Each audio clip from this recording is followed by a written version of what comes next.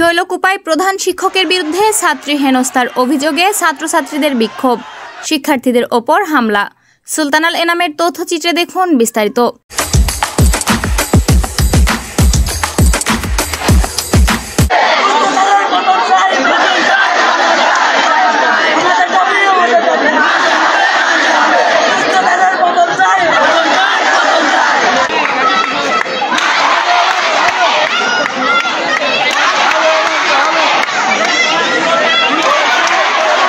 ঝিনাইদহের শৈলকুপা উপজেলার রামচন্দ্রপুর কিসমত আলী মাধ্যমিক বিদ্যালয়ের প্রধান শিক্ষক জাহিদুজ্জামান হিরকের বিরুদ্ধে এক ছাত্রীকে হেনস্থার অভিযোগ উঠেছে।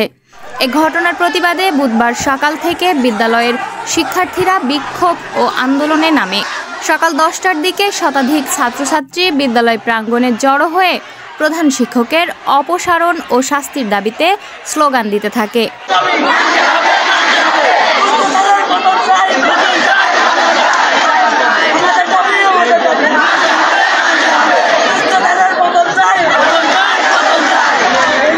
এক পর্যায়ে পরিস্থিতি উত্তপ্ত হয়ে উঠলে বহিরাগতরা বিক্ষোভরত শিক্ষার্থীদের ওপর হামলা চালায়।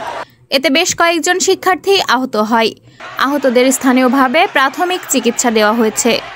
এ সময় পরিস্থিতি নিয়ন্ত্রণে আনতে পুলিশ ও সেনাবাহিনী ঘটনাস্থলে উপস্থিত হয়।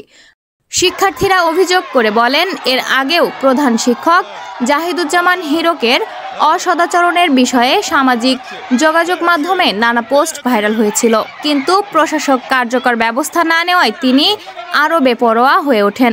অভিভাবক ও স্থানীয়দের দাবি, অভিযোগের সত্যতা যাচাই করে অভিযুক্ত শিক্ষকের বিরুদ্ধে দ্রুত আইনগত ব্যবস্থা নেওয়া হোক। তারা হুঁশিয়ারি দিয়ে বলেন, দোষীর বিরুদ্ধে কঠোর ব্যবস্থা না নিলে আরও বৃহত্তর আন্দোলনে নামবেন তারা। শাম্মী আক্তার, সবুজ বাংলা টিভি, ঝিনাইদহ।